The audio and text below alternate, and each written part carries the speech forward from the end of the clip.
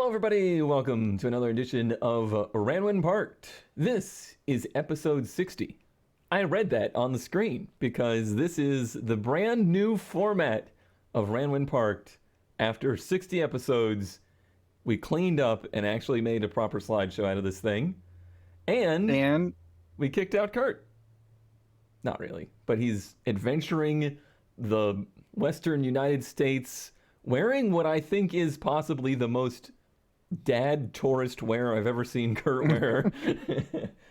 and just having a great time. So we let him enjoy his vacation, and we'll just have to grill him when he comes back on how many different kind of cars that he spotted out there in the wilderness that he wanted to bring back. But filling those shoes this week is our resident professional journalism expert, Ant. Hello. Hi. Hello. So good to be back on. This is our first time having a guest on the whole time. And this is probably going, like, it took me, Kurt, and ZK 30, 40 episodes before we stopped walking all over each other. So just get ready for it is what I'm going to say. Yeah, I will prepare myself. So we're going to have a whole new perspective. Granted, you did a guest spot before, but never like just as part of the regular show. And we are doing this as a looser format now, so it's just kind of like, hey, what you seen out there in the Cars for Sale universe? But I do enjoy getting... I really enjoy getting your perspective a lot on just the kinds of cars you're interested in, not just because, obviously, you know, your market is very different than ours. What do we call your market anymore? Like, what am I allowed to say it is? It's not European. I mean, I guess technically it's still European, but UK, I guess, is probably the simplest. But it's similar sort of cars anyway. Yeah, I imagine that it's still... Like, is there any... I'm just going to dive right into the tangents. Is there, like, cars that are for sale in Germany that you, like, can't have in the UK? Like, is there any of that? Nothing really. I mean, I guess it's become, probably due to the various goings on, it's become a bit more difficult to actually import stuff now. There's always been a couple of models, specific models, which haven't been sold in the UK that were sold in left-hand drive markets, but generally I think pretty much all the Western European countries get the same sort of stuff. So you don't really... You never really had to deal with, like, the 25-year rule and stuff like that we have over here. No, it's always been pretty easy. I mean, as far as importing stuff from Japan and stuff goes as well, it's same sort of deal for that. So yeah, it's not too difficult to import things over here. Lucky. Yeah, you were saying, like, what do you call his market? And I was gonna be like, bullshit, because I'm tired. He gets all the good stuff.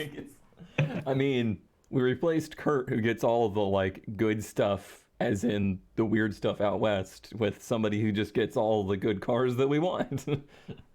Well, as ever, I'll temper expectations with the fact that insurance and fuel and tax and all that sort of stuff's crazy over here. So although we get some pretty interesting cars and quite cheaply, running costs are then ridiculous, and you know, the MOT system and things as well. So compared to certain states out in the US, can be quite difficult to run things. On the flip side, your country's only 7 feet big, so Yeah, yeah, not as many places to actually enjoy cars. there's got to be a place in the world that's like the best of everything, like easy import laws, good roads, cheap running costs. I think yeah, New Zealand, isn't it? New Zealand. Like, New Zealand's the answer. But don't they only have like one road? Yeah, but it's like the best road in the world. It's I thought it was empty. also super expensive, like for fuel and stuff. Nah, I mean, I talked to Kaz and Daffy about this a little bit, and yeah, it is like, it's more expensive, but it's not crazy enough to make it a deterrent, basically. Mm-hmm. So we're all moving to New Zealand when they'll let us. All right, well, let's go into the ads. I did stop myself. I was gonna make goofy transitions for every slide, and and I really wanted some like word art and stuff in there. Turns out Google Slides doesn't have that stuff. Very disappointing. So What? yeah. So No machine gun text. oh man, I forgot about that. Like where it like pew pew pews onto the screen. Yeah. Stuff was so bad. Or just a little spin. Oh yeah, I mean I can do little spins or twirls and things of that nature. So I'm up first. This is the screen that lets us know mostly whose ad is up next because we can't remember anything. This one is a 1964 white moving truck, and this is just kind of a sad ad because it's something I would want to know more about. It has a very nice grumpy look to it, and I like a truck that looks grumpy. Attention all restoration enthusiasts. Here's your chance to own a piece of American automotive history. The White Company was headquartered in Ohio and became defunct in 1981. This rare 1964 white moving van would make one incredible car hauler, that's probably why it came up in my thing, or an eye-catching rat rod. This particular model has a Chrysler motor, possibly a 318. The Keystone Tractor Museum is currently restoring a white, something similar to this model. So I read that as a white something similar to this model, like some kind of model of white, I guess. it was some white vehicle. I don't know what it was. But the sad part is, these are the two pictures they provided us with. That's it? That's it. Oh. So we get a blurry picture of what is maybe a 318 and a picture of this truck very integrated in a tree. You're not going to see much out of that passenger mirror, are you? That's the driver's side. That's the driver's. Oh, sorry. Perfect. I do like the knee windows though. Yeah, that's unique. Or the almost looks like a fire truck, like almost, but not quite. It looks wide. I guess too. you got to make sure that your basketball shorts are long enough while driving. Is there any other vehicle Very good for, in the world where that's a problem? good for following people very closely as well, because you can such a great view out the front. It is very. I mean, not that it's going anywhere. Yeah, that is not going anywhere. I guess I would need more pictures to make this claim, but I don't know if you're restoring or rat rodding or making a car hauler out of anything like this. I also didn't realize until right now that the box is like gigantic. Mm-hmm. Like that's really tall. If you brought that to that 11-foot 8 bridge, you'd be all over YouTube. So yeah, it was an interesting little find, but unfortunately not a lot of information. And I think maybe even a little too far gone for me. I have a real desire. I think the best thing to do is to like plasma cut the front, like just that front panel, and put it on something else. Like fire truck? Like fire truck. Or just your wall. Or just your wall. That's not a bad idea. Speaking of fire trucks, have you noticed that on like the highways, there's a lot of fire trucks for sale? Or is this just an I-95 thing? I think that's local to you. Weird, because there's 3 different locations on I-95 in between North Carolina and Florida where it's just like a stretch of fire trucks for sale. And I don't know why. I mean, I see similar things for like buses, but buses are much more common. Yeah. I gotta tell you, every time I make the trip, it's like, maybe I do want a fire truck. Where are you gonna put it? What are you gonna do with it? I don't know. But here's a real find. This is a 82 BMW 633 CSI, in case you needed to do some crime scene investigation. And this it's not listed as a Ranwin Parked, but it has all the looks of a Ranwin Parked. And it's kind of a lame ad. There's not a ton of information. It's a manual, 110,000 miles. Overall, decent condition with no significant rust. No title, but currently in the process. Will take approximately 1.5 months. Oh, trust me, I know. They're not lying about that. I've always liked these 80s 6 Series is. And this one seems like it's in prime, like, fix me up condition. I don't know if that's a cool thing. I don't know if a 33i is like, or a CSI. I don't know anything about like which models are desirable or not. The S means sport. Oh. And I guess the C is coupe. I think so. But what's the I? Injection. Oh boy, we really CSI'd this out. Honestly, like the dash is really rough. Yeah. But like it's complete. Yeah, like interior's all there. I like that I can tell that the hydraulics are gone on the clutch, just by the fact the clutch pedal's like glued to the floor. That's really got you some like PTSD, doesn't it? Yes. Between the 240s and now the bug, yeah.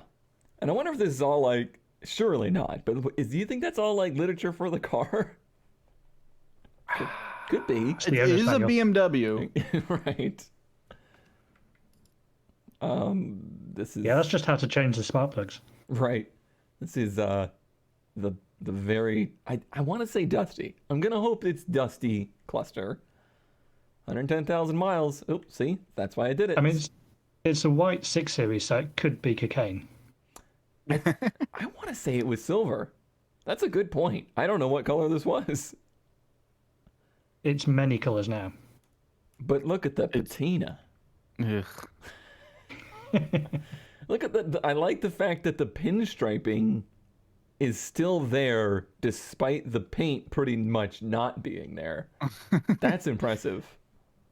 The 80-mile-an-hour bumper sucks on this thing, or 5 mile an hour. 80 mile an hour. Wouldn't do much 80 miles an hour. How long would an 80 mile an hour bumper be? I don't know. Is that the new beam challenge? Yeah. Make a car that can survive an impact at 80 miles an hour and get no damage. I don't know. For the money, I feel like this would be a fun little restoration project. No engine bay pictures or anything like that, but until you look at BMW parts. It's everything, ZK. Everything is expensive to get parts for. It's not the price. BMW parts actually aren't very expensive or hard to get. You just need all of them. I would agree that that's a point, but how many points have we replaced on a 67 Ford? I mean, sure. I'm not the one who got a 67 Ford. I'm just saying. There's barely any original parts left. We've really gotten to the point of that, like, if you replace every part on a ship, is it the same ship? We're getting... The Ford of Thesis. ZK, what you got? Does that work? No, you went backwards. Okay, so it doesn't synchronize. Technology. ZK's in control now. Like, yeah, we're trying new things out. I don't think you're in control of this.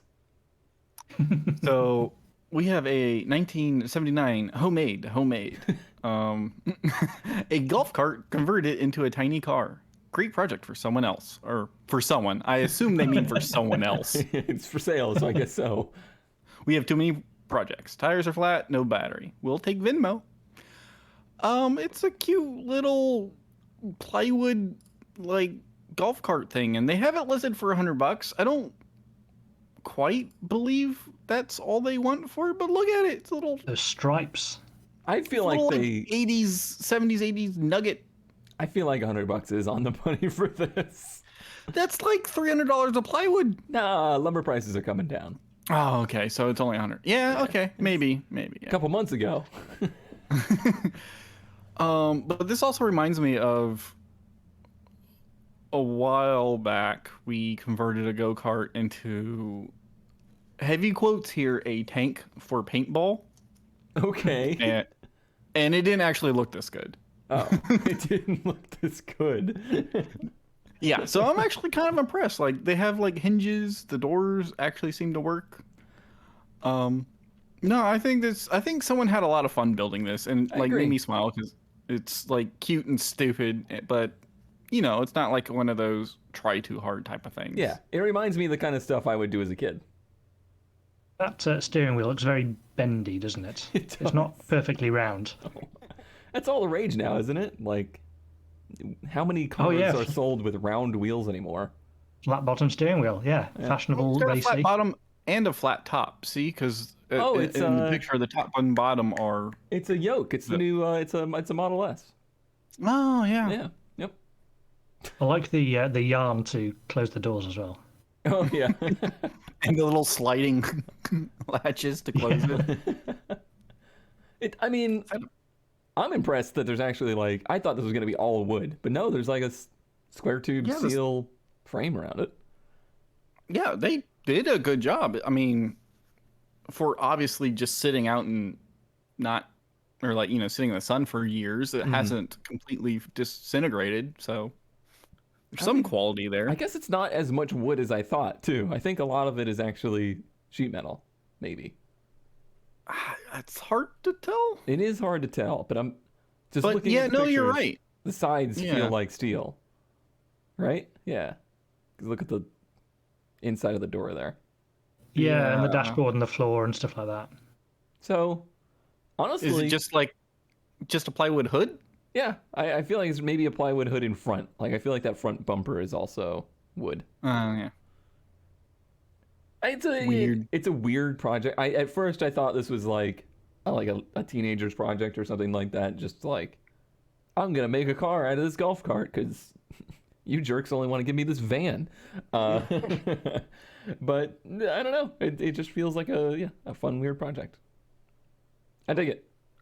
Golf cart nugget. Yeah, Who is this? I love this clip art. that's exactly what I look like. Yeah. We were putting this together last night, and I was like, "Paint, can you make me a person that looks like a question mark?" And she was like, "Can't you just find one?" And I typed in question mark person clip art, and I mean, come on, that's just There were 8,000 to choose from. no. There was only one. It was this one. I didn't. Oh. My eyes didn't even see the rest of them. They only saw this fine looking example. Hello, text. Right. So, I mean, there are pictures with this. I will promise you. But the kind of the good bit about this is kind of given away in the first couple of lines. So it's a Ford Capri, and it has an engine that isn't from a Ford Capri, and it's quite cheap. It looks pretty good when you click through to the pictures. Looks very standard from the outside, but yeah. I don't like be- how fitted is in quotes. Right. I mean, I think you will see that it's clearly not a running project. Also, they say Ford Capri. Is a Ford Capri different than a Ford Capri with an S? Or they all never have an S? Or am I... I don't think any of them have an S. No. I think No. you're thinking of pants, ZK. Maybe I am. Anyway, those continue. are pants. But yeah, it's kind of fitted in inverted commas with a later BMW V12, which really does fill the engine bay. Not sure why someone decided to cram it in there, but that and an automatic gearbox, which is a bit meh, but I guess you take what you get when you get a BMW V12. Always lots of talk about a Capri's handling. I'm not sure that's correct, but a need for a bag of cement in the boots, I guess, to help the traction. But there's a chance that the weight gain for this V12 may not be too insurmountable with an open mind and a bit of clever engineering solutions. I mean, this is being sold by a dealer that kind of specializes in kind of old cars and slightly weird projects. So they're being fairly accurate about it, fairly realistic about the prospects, I think. Gotcha. But yeah, it looks quite cool, I think. Okay. All right. Mhm. So We never got this Project body style, I don't think. I don't think don't so. know if you did, because this is a Mark III Capri, so this was like the one we had in the 1980s, I guess. There were 3 generations, and I think the States got the first gen. First but I don't know if it ever. Which is a quite shame got to because probably this is, I think, like the best of the Ford 80s designs. And they were like, nah, US, you get Mustang too. a good Mark III Capri is a fantastic looking car, I reckon. Like a really cool looking thing. I don't know if this one's I mean it's there. Like the body panels are there, but it needs some serious putting together. Yeah. This is the most artsy freaking picture, by the way. It's not bad for something on dollies. Yeah, I wonder how much. Oh, okay. I was like, I wonder how much of the front end is around, but I guess that's some of it inside. Whew. That's Cool seats. pretty disassembled. Yeah, the good thing is there are loads of bits for these. I mean, maybe obviously not in the States, but finding Yeah, Ford parts in the UK is pretty simple. Oh, that's good. I was going to ask if it was as easy as going to your JEGS equivalent and ordering a batch of parts for it. Pretty much. I guess trim may be more difficult than most, but everything else. So, is this an M73? Oh, don't ask me. Or is it an yeah, N73? It has 12 cylinders. It's freaking gigantic, is what it is. No, the reason I ask is I actually hold on. I got to do a bit of research here. I mean, Continue. I know you've had this dream.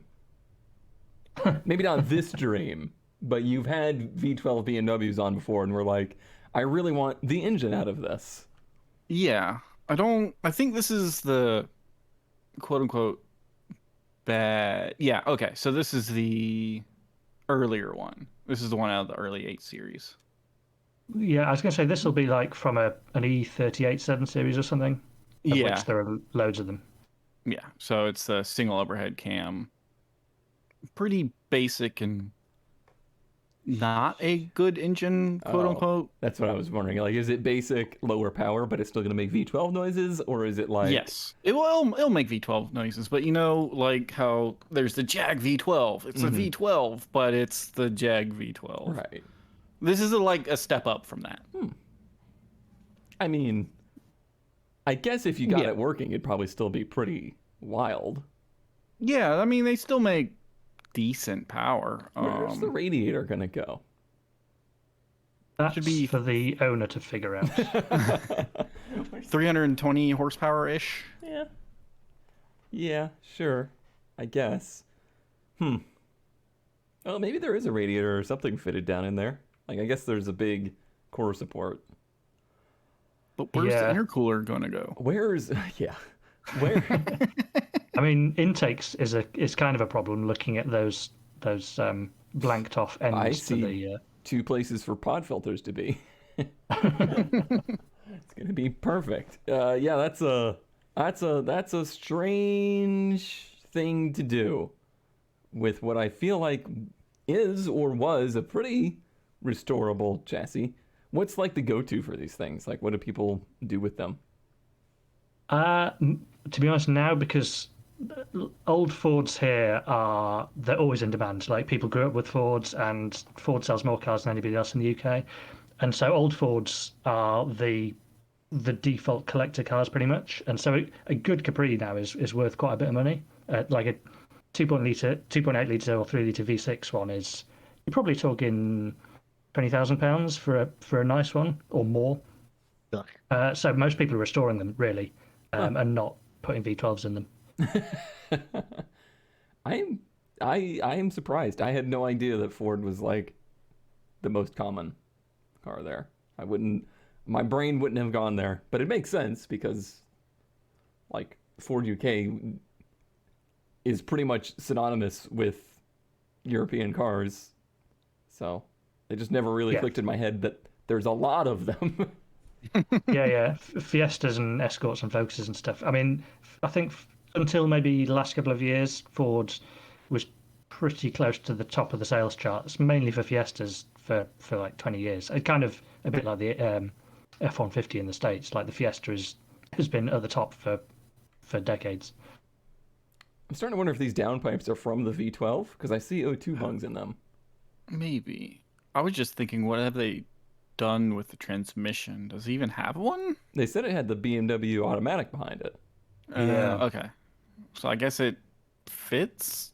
Question mark. Well, they've stacked enough things in here that we can't really tell if the tunnel's all cut up. I see some kind of like knob sticking up in the middle, but who knows what that's to? Yeah, and there's a little panel that looks like they cut out for something. Right. But Interesting. Well, good to know that there's still plenty of half thought through and only partially done projects over there too. It's Oh, yeah. Instagram finished. Yeah, this was made for an Instagram picture. ZK. Okay, is this gonna work? Nope. Nope. It goes back a slide for some reason. Anyway, so I was thinking of cars for my fellow guests for this episode. And, Cone has his dream of owning a Viper, so I was like, you know what? I'll find him a Viper that he can reasonably own someday. So I found him a 2005 Dodge Viper for $5,900. I hate that I still can't afford that. He said one day. One day. It's a 2005 Dodge Viper just chassis, right side damage. Like, And it's literally, oh, at least we have the emissions information. yeah, and for some reason. It Plus, probably it's smog, has no engine. but it's literally just the chassis of a Viper. A And bent chassis. yeah. And they want $6,000 for it.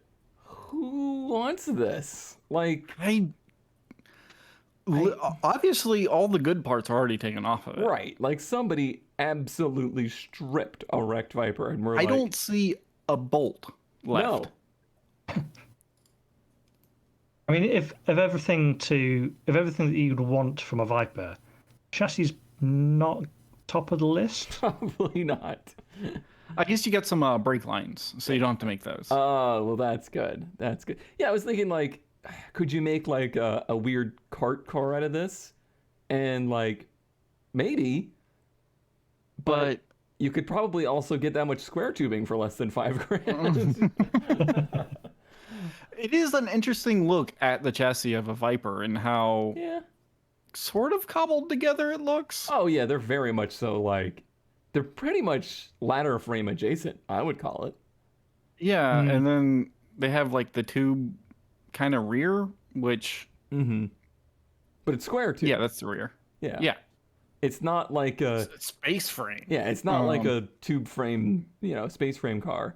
It's, I guess they probably list it as a monocoque, but I feel like that's kind of stretching it. It very much looks there's like square tube built in a shed. It's going to be kind of like a Corvette, I guess, isn't it? So you've got a semi monocoque thing, and then just a bunch of plastic panels hung off it. Right. Yeah. And this is a second gen. Like, this isn't even the first one. Yeah. So, this is refined. And I'm sure it's fine. Like, I very infrequently hear people complain about, like, the Viper chassis being bad. What? It certainly doesn't look rusty or anything, does it? No. I mean, a little bit of surface rust and moss here and there, but I don't know. Maybe you need floor pans for some reason. Do Vipers rust? That's I don't don't know. It was a weird find. That is a weird find. Oh, wait. Does it come with the tubing back there? I guess this is a picture of a big pile of parts that came off of this, you think? Is that the rest of the car? Yeah, it might be. I don't think I don't any know. other That's pictures weird. show better. Yeah. That's a weird... Somebody explain to me a purpose for that. Like, why would you spend $5,000 on a slightly bent Viper chassis with literally no parts? All right, what did I find next? I don't remember. Oh, right. I was trying to make our guest feel at home. And Channeling your inner Brit. I also want you to tell me how, like, just like we idolize, like, American muscle cars, but on the same token, they're very boring to us. Like, to, like, me or ZK or kind of, like, our kind of crew, a lot of that stuff's just kind of like, yeah, whatever.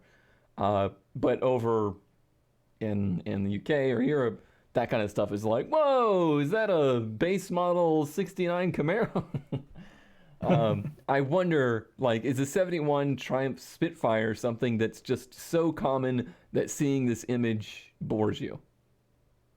Not common necessarily, because as you can probably imagine, the survival rate for old British sports cars wasn't super high.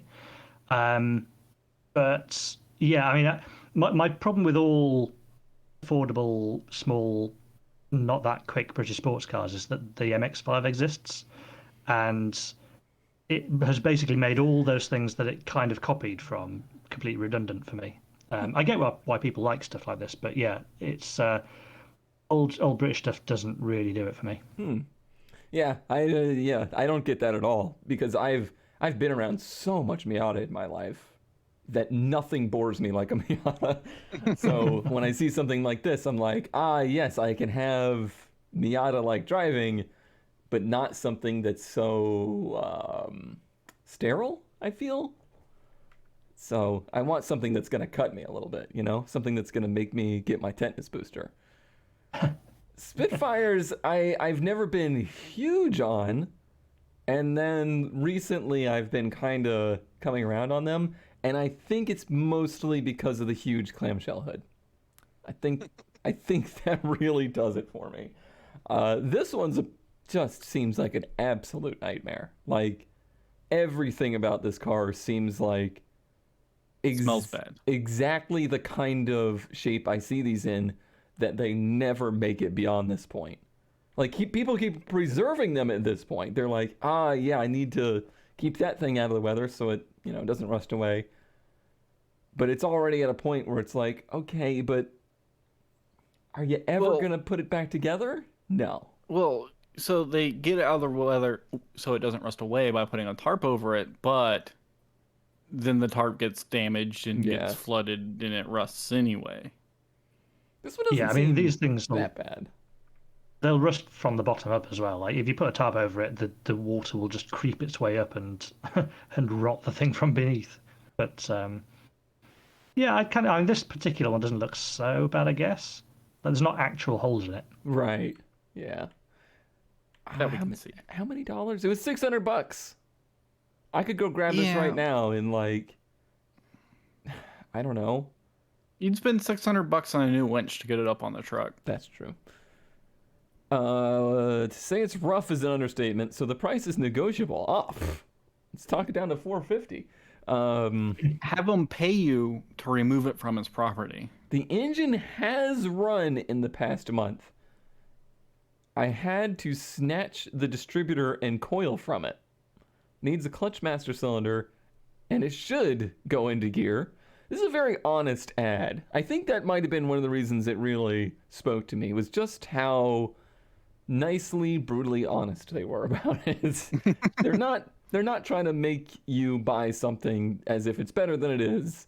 It just is what it is. It's got to be better than the Beetle as well, hasn't it?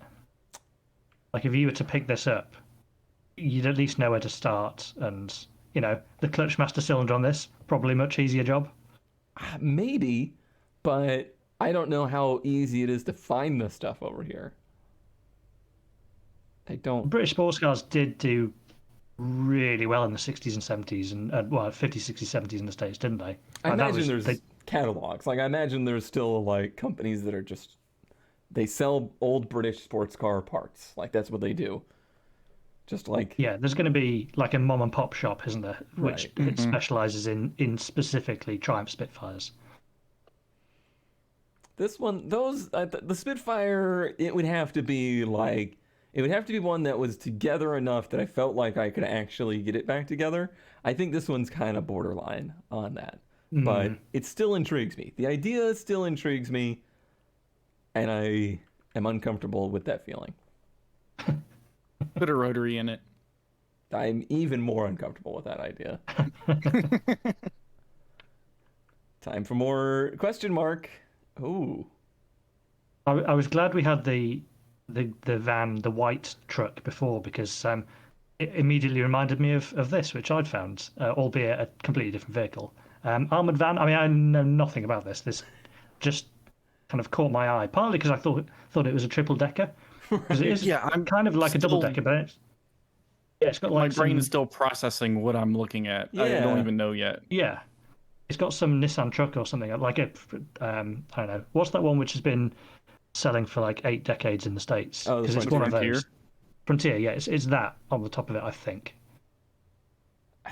Well, Yeah, part of one.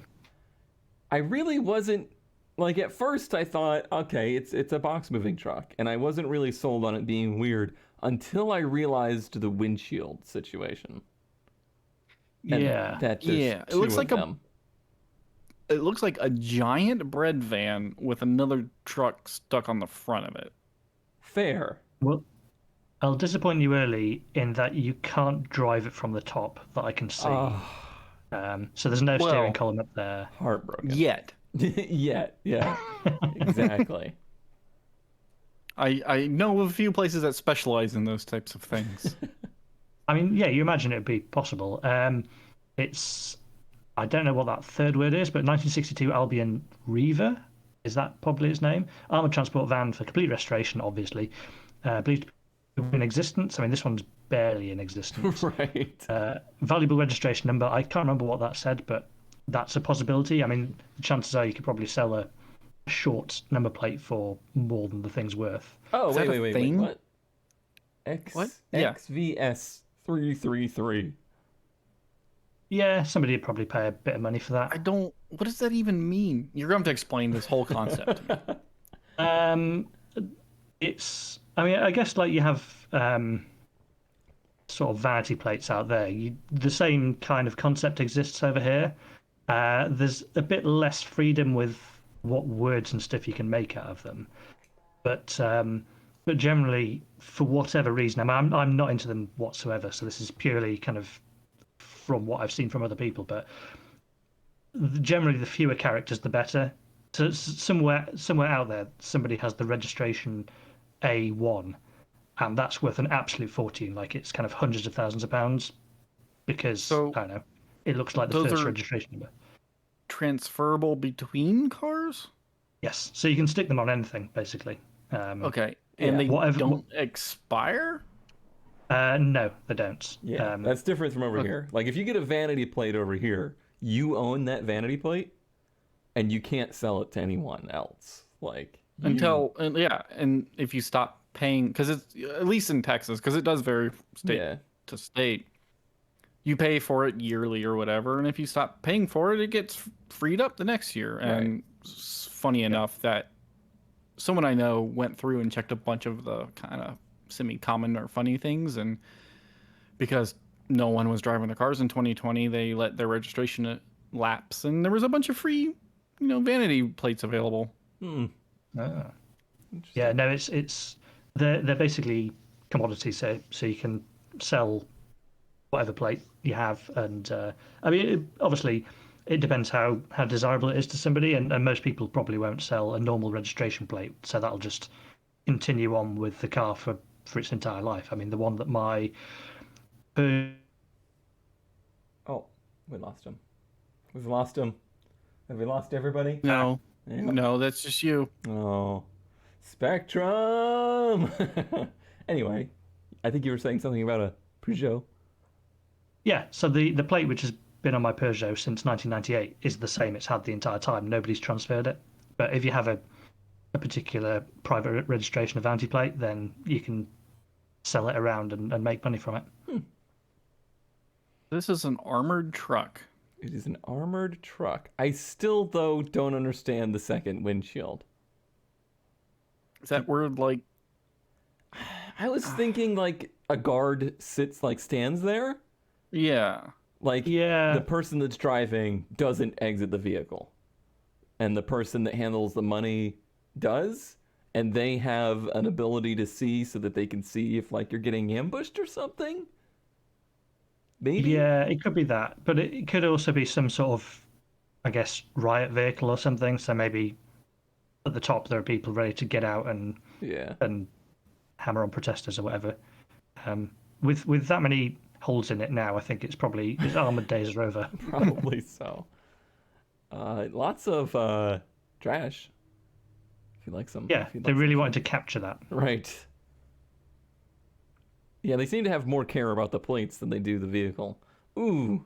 Well, that one had some kind of meeting up with something. armored, more armored than it. Yeah, I mean the suspension kind of looks like it's collapsed a bit as well. Yeah. Oof. Oof. Looks like it's been there a minute. Yeah. Mm, It's I mean, they care enough about it to stack another truck on top of it. Right. I didn't realize it had another set of axles. Like it's Yeah. 3 It's a axles. 6-wheeler. Yeah. Or probably 10, but Huh. yeah, heavy duty doors on the back. Again, only seem to cover half the tailgate for some reason, but Oh, there's your engine. It was like a big diesel or something like that I saw. yeah, I It's think like it said inline six diesel, is that a manual transmission. shifter coming up from the back? Yeah, I guess I so. believe it is. Yeah. Boy, I don't think I've ever driven anything like that where the throw is behind you. That would be. I I have. It's think very you'd get weird. used to it. Yeah, I guess. Like an H pattern's an H pattern, right? But weird. Leyland diesel. There we go. It's probably an engine from a bus or something being Leyland. Well, it's got a cup holder. It's got so much creature comfort. That's a thing right there. Yeah, I don't think I see anyone restoring it, which is kind of unfortunate because if it is like, a one of two thing, but then again, like, what historic value does it actually have? right. Yeah. Yeah. Like, did they build 2 and then never use them? Right. Is scrap currently valuable in the UK? Just wondering. Not particularly, no. Ah, I don't think it is anywhere. Yeah. Yeah. Because, this thing's probably got, years ago, it's got more in scrap value. I'm surprised it didn't get crushed. They didn't have something big enough to crush it. It is armored. True. It says that, but I really didn't see much in the way of armoring. Like, if we look at that interior picture, the glass is maybe a little bit thicker than usual. I don't know. It looks like it's built to carry a lot of weight, but I don't see where they put it. Right. Interesting. That's a weird one. I still want to know about this reverse H pattern, like the H pattern behind you.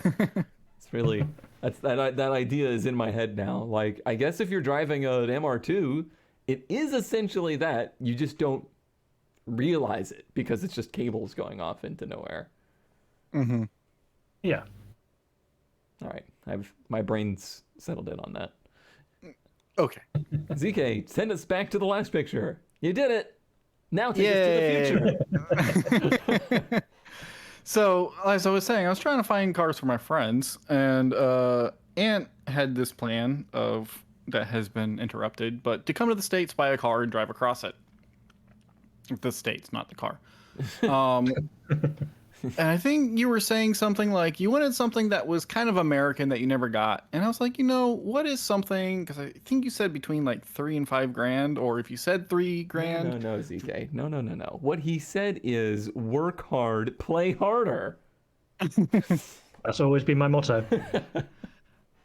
Anyway, I was thinking an F body pretty much represents the American experience, and you can get them pretty cheap. So I found you one. As they said, work hard, play harder. I think Cone put these out of order, but Wow. Sell me out. Oh, boy. Did they fall taking this picture? Like, Practically. but it is a 93, I believe. Camaro Z28. It's the anniversary edition. I know way too much about this particular car because I got hurt by one of these once. It's a 97. Yeah, it's the year 97. Year before they went Feeling LS. accomplished.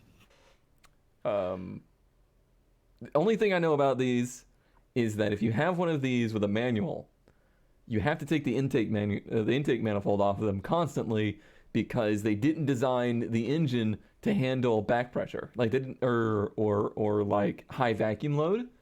So the automatics were fine, but the manuals, like when you let off the gas and decelerated in gear, it would pop the intake manifold gasket out.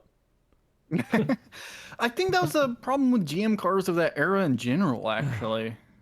And boy, did I Yeah. ever have one of these hurt because I helped a friend of mine buy one of Oh, yeah. these. Yeah. That and the back 4 cylinders are under the dash. Oh yeah. Oh, very much so.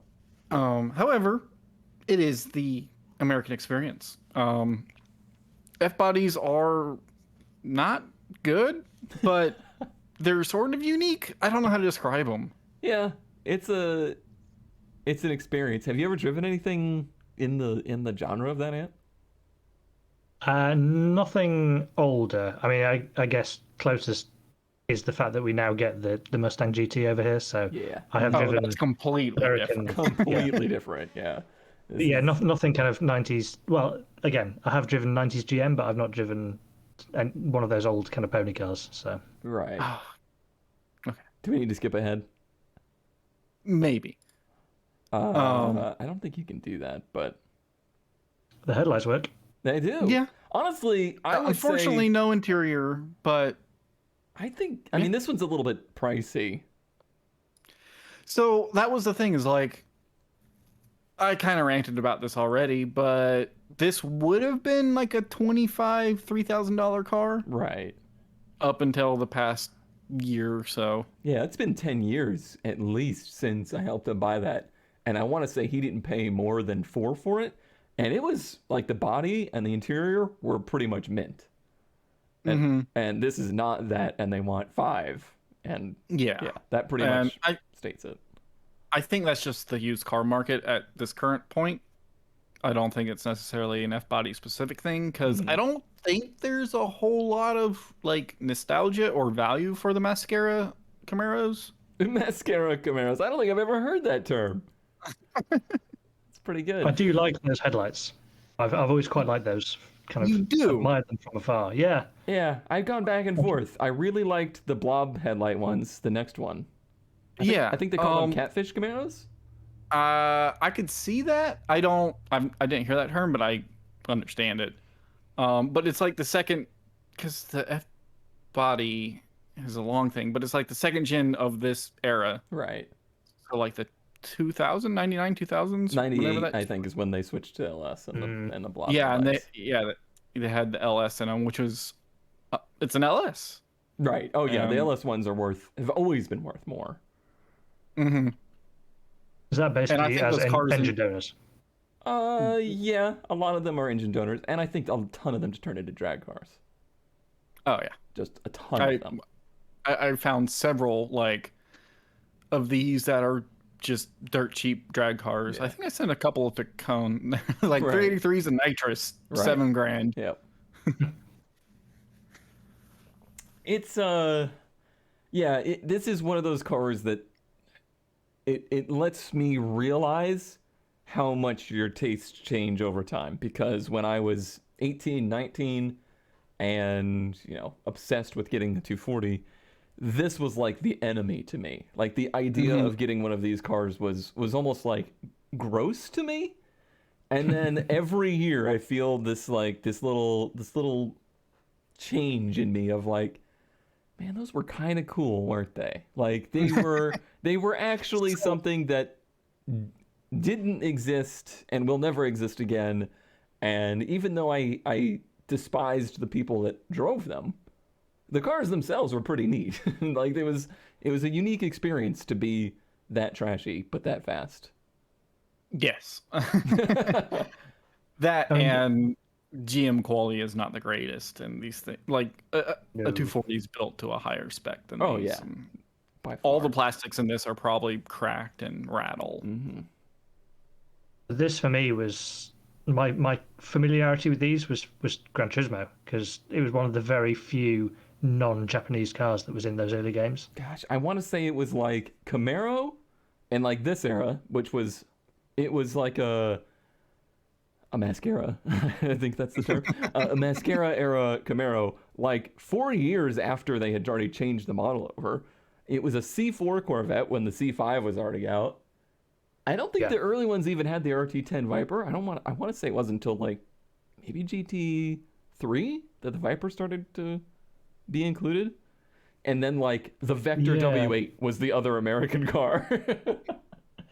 It was Yeah, very I mean, weird. it was Japanese cars. It was a handful of American stuff, and then like TVR. That was Yeah. selection. Yeah. But the Japanese cars, it would be like, would you like the GTS-T, the GTS, the GT, the GTR, the GTR Spec 2 of a Skyline? Like, you'd have 16 different specs of every car. All right. Boy, I really just don't remember what I found this time. Ah, yes, this is the one I actually want. This Really? has become kind of an obsession of mine. Hopefully not this one. Kind of ZK, kind of. Oh. The price is fake. Like 10 grand, that's just like somebody listing it, and it's just, it's hard to post things on Facebook at the right value if it says it's not right. But this is a Triumph TR8 Coupe, which is, I think, the best. I want Ant to like smack me down right now. I'm just looking at condition used. Fair. All right, to be honest, this one is pretty abused. I think it was in a rear end collision at some point. The left How can rear, you tell? the left rear panel definitely took a nice hit, but that's nothing that honestly that doesn't scare me very much. That kind of stuff, I could fix that. And then it's been sitting up for quite some time. The TR8 has the V8 in it instead of the straight 4, Oh yeah, yeah. which is, I believe, like a Rover V8, I think, Yes, I think you're right. Yeah. which is in some ways a Buick V8. Kind of. Yeah. So plenty of Sure. parts for them in theory. Right. So I can get this thing running super easy. Yeah. It's a manual. Like, it's got a 5-speed manual in it.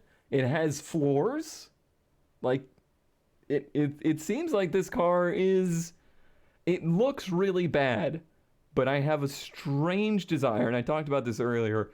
I really, really want to do a like abandoned car fix it up kind of deal, or at least like an abandoned car get it going again. I might have been watching a lot of a particular YouTuber that does that recently, and it has possibly inspired me to do very, very bad things. However, you can go back in Random Park history. I liked these from the get-go. I love the plaid interiors, even though the plaid is kind of like barely still visible in this one. I like the really, really strange shape. Is that because there's obviously rust on it, but is that actually two-tone, or is it the world's best rust line? No, I think it's That's- actually two-tone, because there's like that weird Right. body line here that goes up. And Yeah, I just thought that maybe they only rust below that body line. that would be hilarious. The Serious TR8's project. text as well. It seems to have that's either red or it's rusted perfectly around the letters. Oh yeah. I know it looks bad, but I really do think you could get this going again. Well, I think you could get it going, but I don't think it's good. Wait, is it not good because of the car that it is, or is it not good because this one's like too far gone? Yes. You know that by you not liking it, it makes me like it more. You know this. I know. You know you It gets actually. a couple points for being a manual V8, and that's about it. I do appreciate that it comes with its own like pine fresh air fresheners, Right. and the world's smallest air filters. Are those It's what- SU carbs? Is that what they are? I would guess so. They never put any decent carbs on old British stuff, did they? Very weird how they went for like they started with a GM V8, and instead of using an American style carburetor, they're like, no, we'll use one of ours. And I think most people would agree that's a mistake. I also appreciate the fact that somebody has been in here and tried to get it running before, and like the fuel lines are disconnected and stuff. But other than that, it seems like it's all here. Like it doesn't look like everything's disconnected. What is that missing chunk out of that hose right in the middle? What am I looking at? I It's guess supposed to an be like a elbow, T huh? Yeah, T or an Oh, yeah. elbow. with just Listen, a chunk missing. just mice things. Don't worry about it. I'm not helping you with this. All right. Well, I'll just move on. And what you got? I've Oh, got one of your favorite cars, genuinely, and weirdly inexpensive. Although that maybe not worth paying too much attention to the price because it does say for auction up there, and this will just be probably a price to kind of draw people in to gotcha. attention on this thing. But it's kind of cool, and as you will see when you kind of flick across the images, it has the good dash as well, the good gauge cluster. Interesting, because this is an 80. By the way, this is an 85 Celica Supra, which is known over there as the 2.8i. They didn't get that nomenclature here. Where does it say? So we've got barn find sale. This was going back to my last appearance on Ranwen Parked. It's the way of searching for the kind of Ranwen Park things here, either project or barn find. So those tend to be the ways you find them. So we've got barn find sale, 1985 Toyota Celica Supra 2.8i for sale on our website, which I've removed. The price listed here is the start of our guide price basically. And then it's one of these listings which basically has a history which you could find on Wikipedia of the thing. Right. So no real details. Oh, it does have a few details at the bottom. So brings us to this 1985 Supra, genuine barn find condition car, stored for over 30 years, never been offered for sale. I mean, apart from the person who first bought Right. it. Low miles, low ownership. What did I say? The miles. Oh yeah, under 40,000 miles, which isn't too bad. Perfect project for anyone wanting to step into the world of Japanese classics and recommission this 80s JDM car. Just one previous owner, so yeah, which is pretty cool, and it looks in really good condition. Acquired a part exchange by the current owner in 1988 and stored off-road since. That's a long time.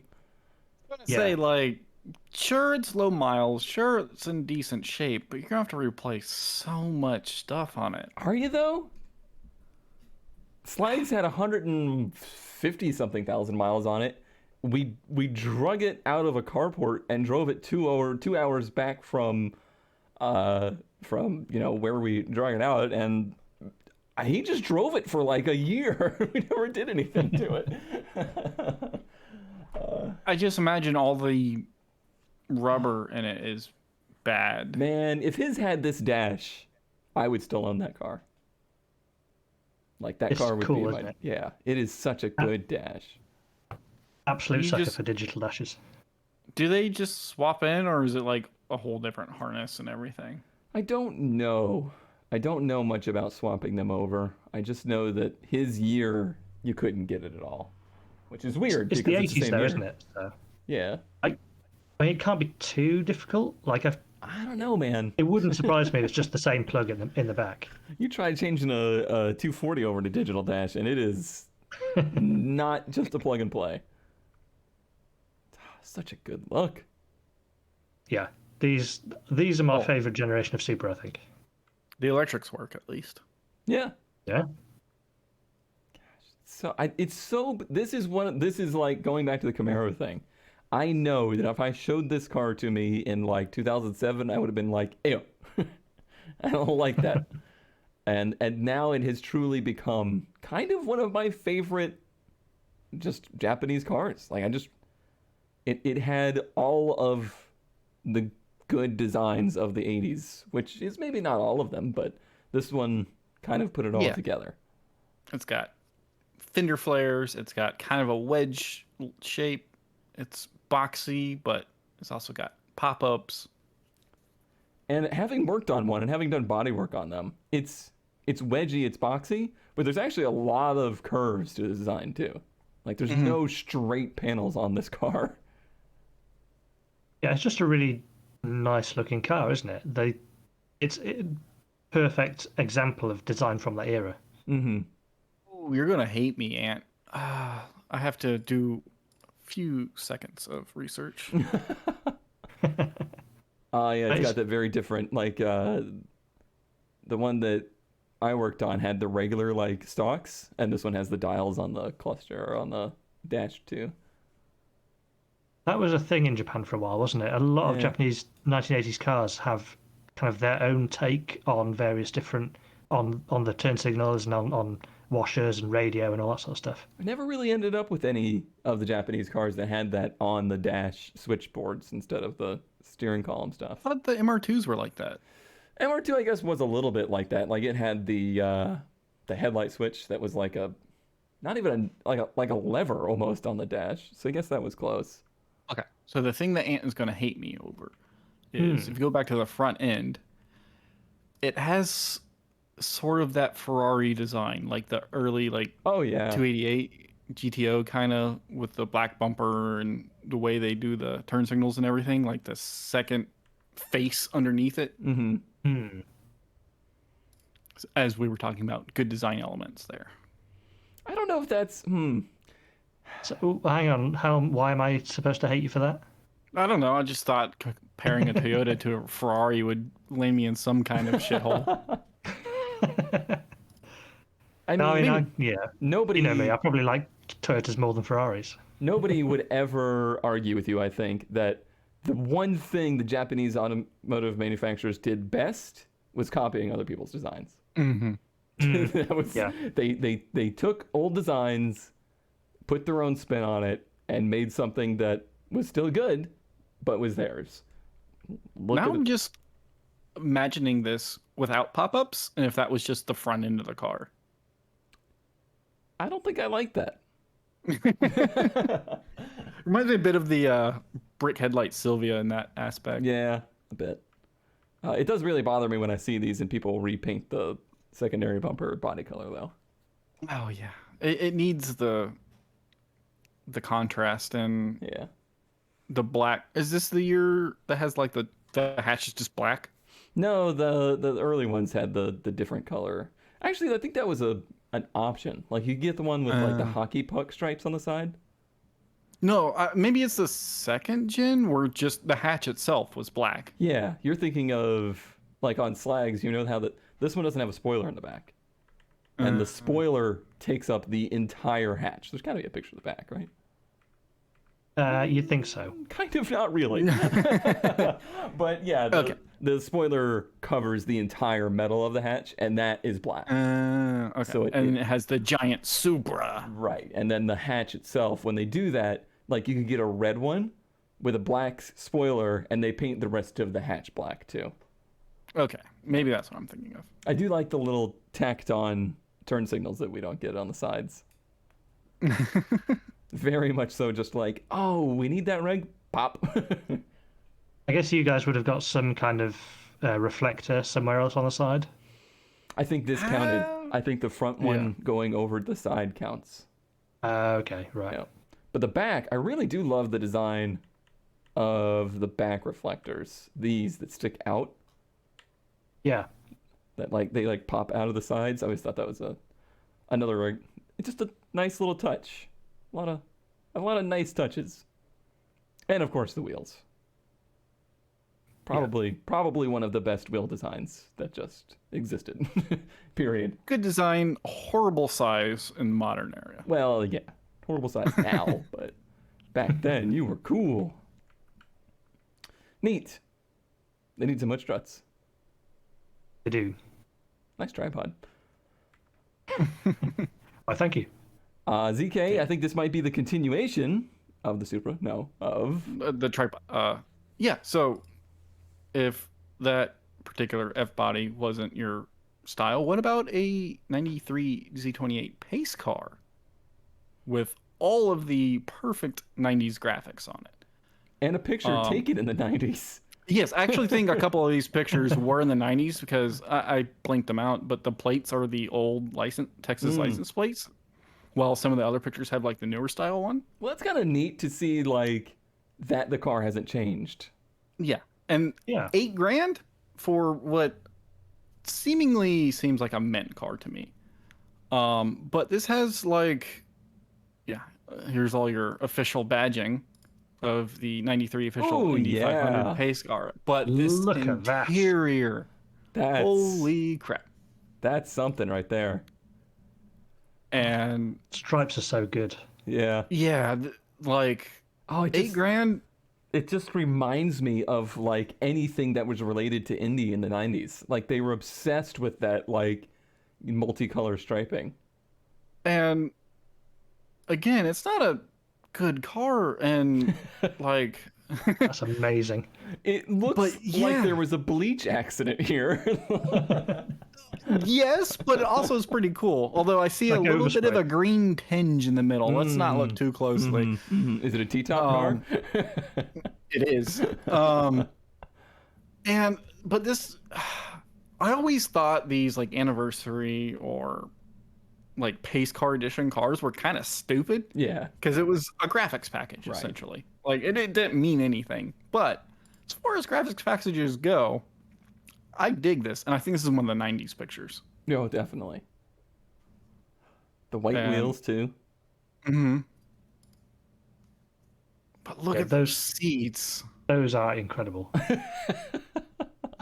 That is really cool. It does actually, that overspray thing, it's like they sprayed from the dashboard. Right. And like the rear seats, it just got in the middle of them, and it got the insides of the front seats. You would think they would color the center console white too. Yeah. That was too Yeah. much. Probably best they didn't. Your eyes And- are gonna love these seats. Your back is gonna hate them. No. Are they really that Oh bad? God, they're bad. It seems in with decent wide shape, trim. though. With wide trim, you're going to have to be careful about what you wear as well, because I feel like if you were a blue jeans wearer like I am, Oh yeah. you're going to always be having to clean those seats. Yep. That is a reason I didn't buy that was the Corolla. The new Corolla. They Oh, wanted yeah? to sell me one with white leather. And I was like, no. No. What are you insane? They're like, Especially oh, we'll for, swap like- it out for you. And Especially I'm like, for like no. a car, like a kid's car, like a car for a family toter with light white seats. And, Ugh. yeah. But as far as like F bodies go in general, this one's pristine. Yeah. Like you see these switches and the handle on the door. It's It's not usually- broken. Yeah, they're None usually of it's broken. hanging on by the wires. Mm-hmm. I would drive this. It's an LT1. Unfortunately, I don't know if all the pace cars were automatic, but this one's an automatic. I think they but generally I don't were. think it Because really matters. if you were using it as a pace car, that was just kind of like Mm. it didn't need to accelerate like crazy fast or anything. Like, it didn't need to performance drive, but it needed to be nice and smooth and consistent. And, yeah, so they were always So automatic. whatever celebrity was in the pace car at the time didn't fall Exactly. out or something. Yep. Yeah. And as you can see, unlike, well, the other one didn't have a picture, but you can see the front half of the engine, Yeah. a 5.7 liter V8. This was so like controversial back then. Like it was like people were mad about this. People were People hated these. angry. And now it's like, what do you mean the engine's not under the firewall?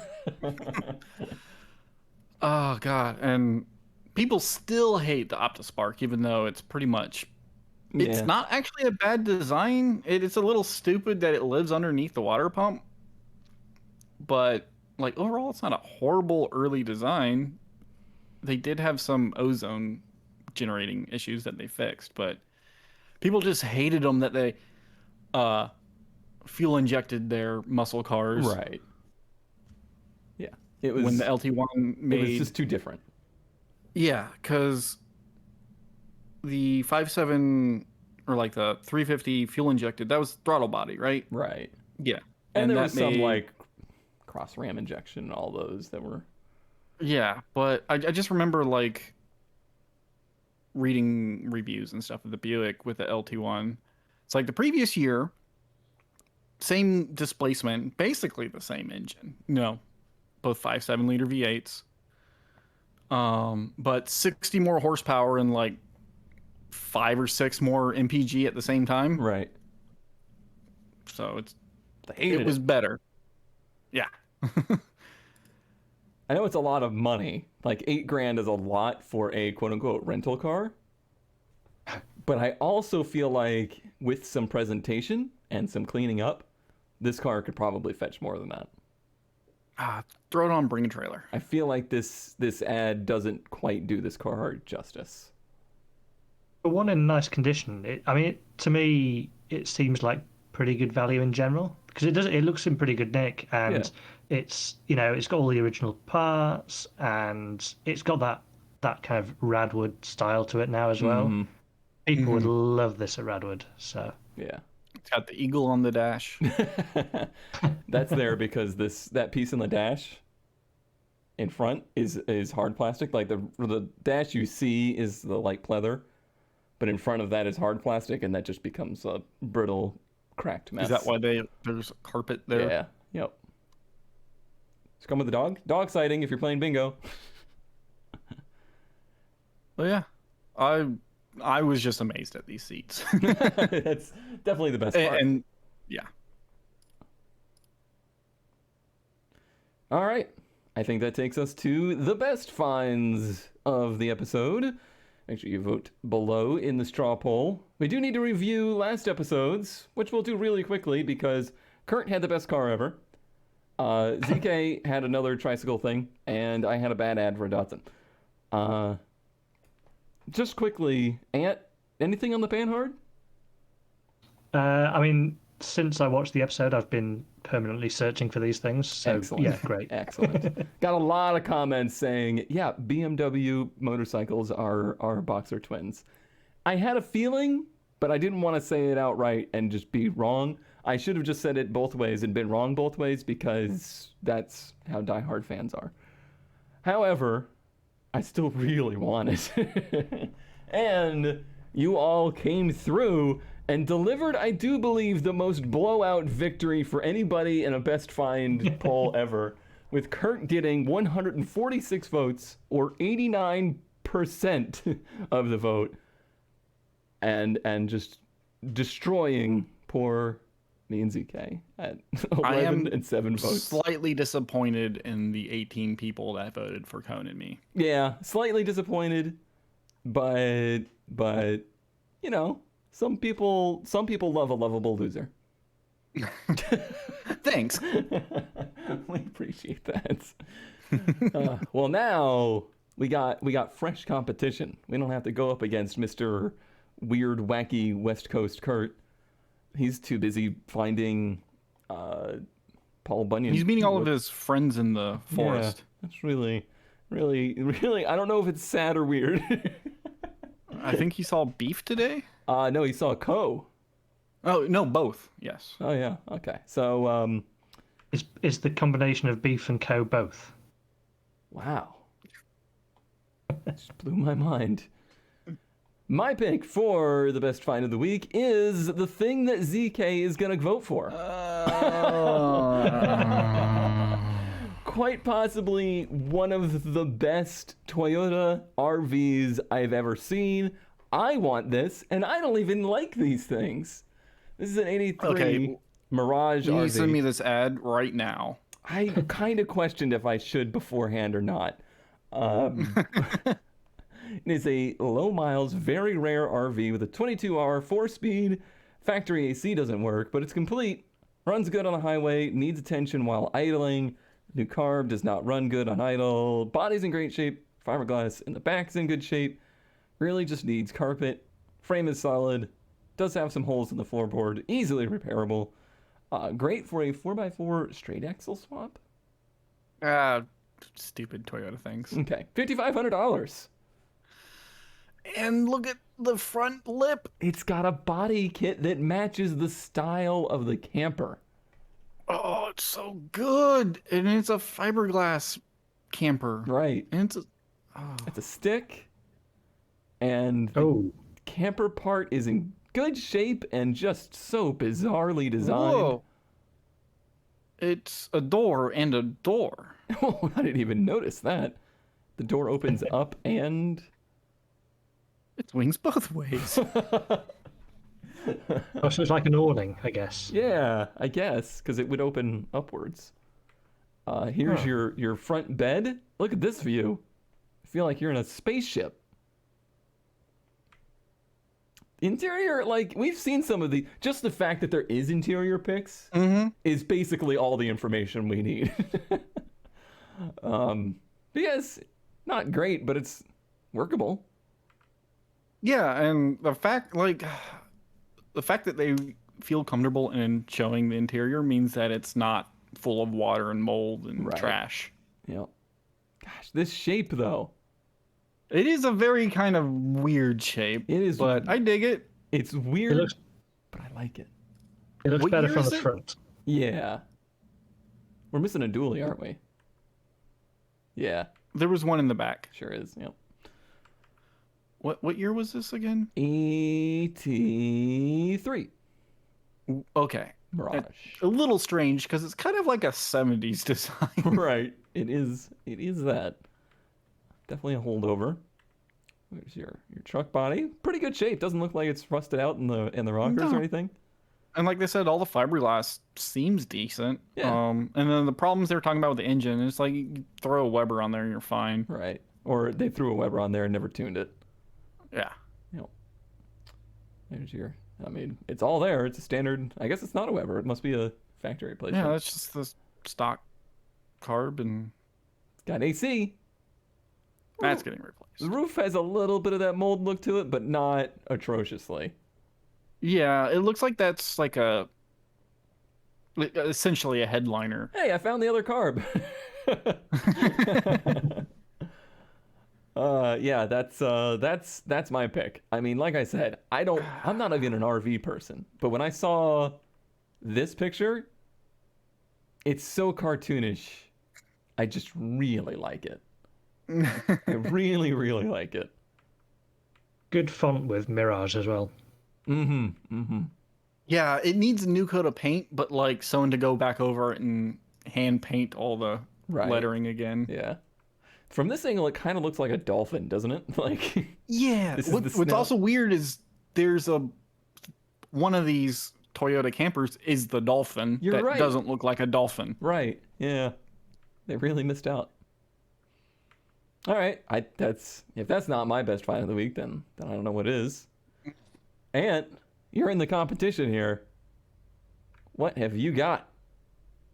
I have also got a camper and a little bit more. So it's an 80s Volkswagen T25, I guess Transporter it was called over here, plus the back half specifically, of an 80s Volkswagen Polo as a kind of trailer thing. So that stood out to me immediately because it looked very weird. The best image of this is actually from the back because it just looks like a VW Polo is following a T25 camper really closely. Why is it so far? I have think- no answer to that. This is a weird European thing, or I think it's basically to reduce the tongue weight.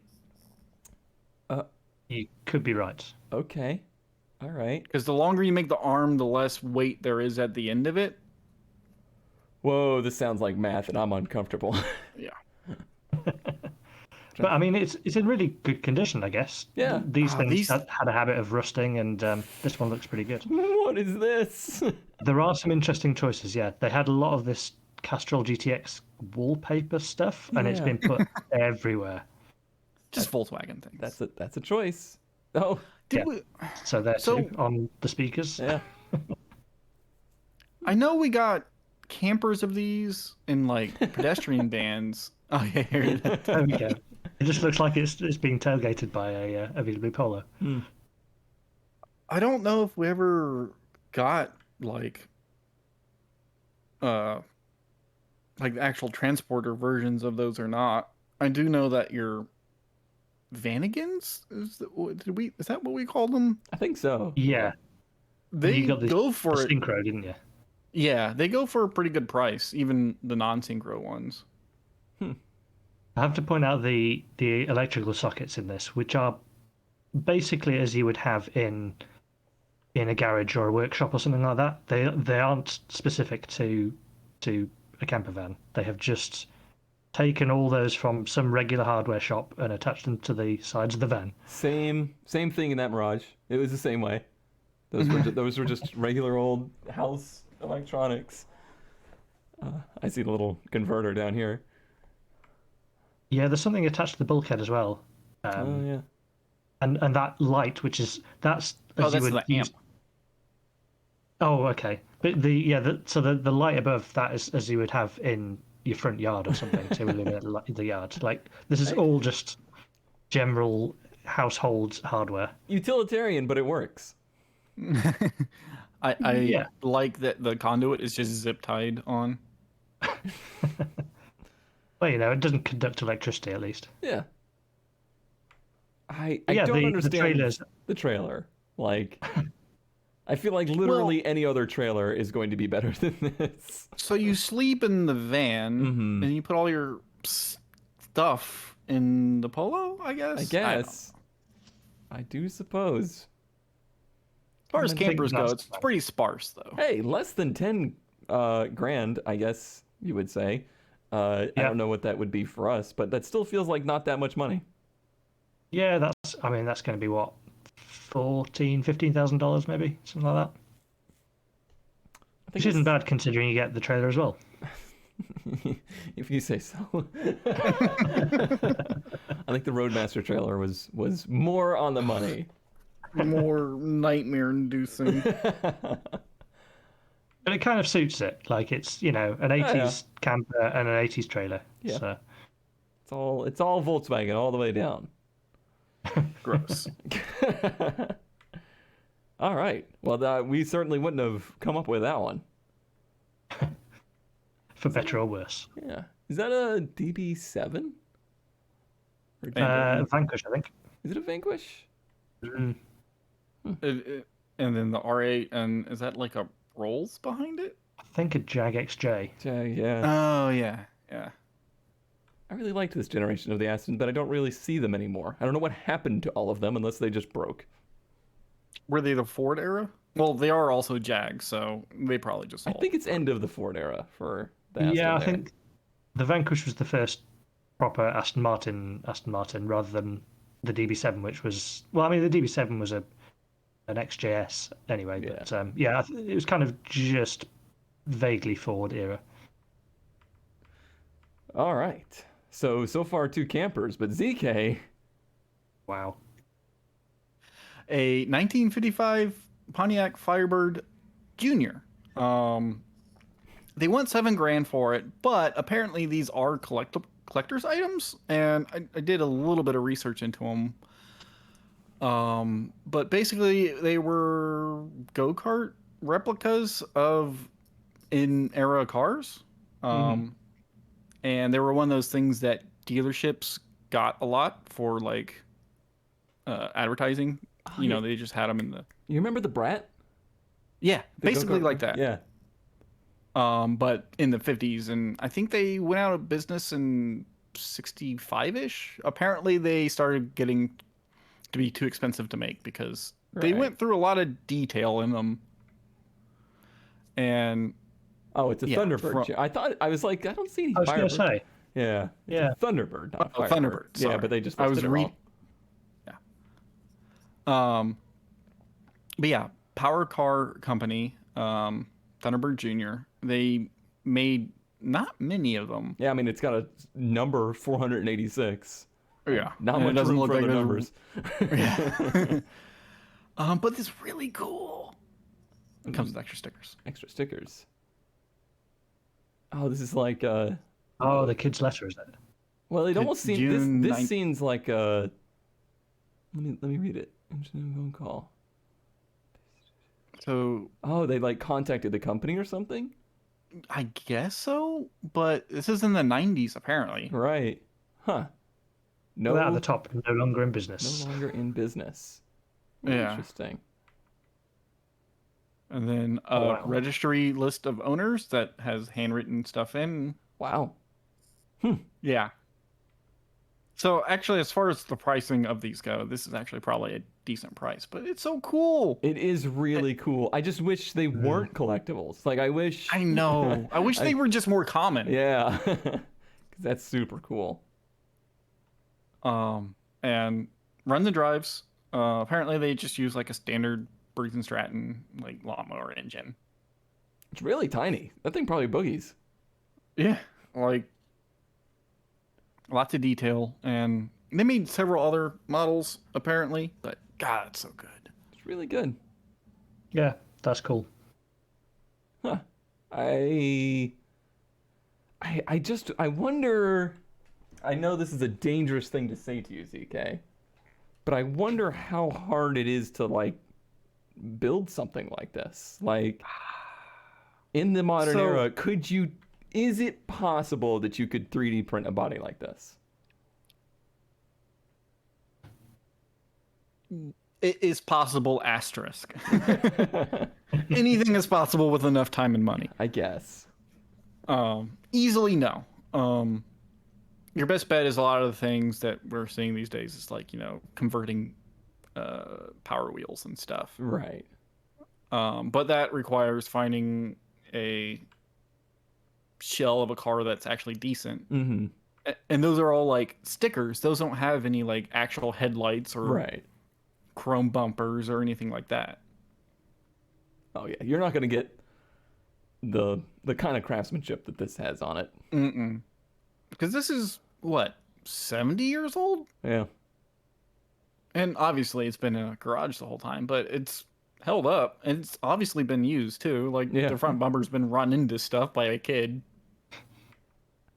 That is very cool. I don't think I'm gonna fit though. How much was that going for then? They wanted 7,000 for it, which is a lot. But like I said, the 5 minutes of research, they go upwards of 10 to 12 for like a really, really like pristine one. Yikes. It is one of those cases of like, I would really want it, and it's really cool, but I don't know how I would feel about my 7-year-old or 5-year-old driving it.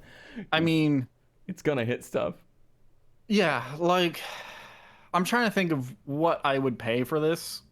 Yeah. And like feel good for it, and I think maximum $1,500. Mm-hmm. Because that's like how much go-kart, like actually decent go-karts and ATV types of things. Yeah.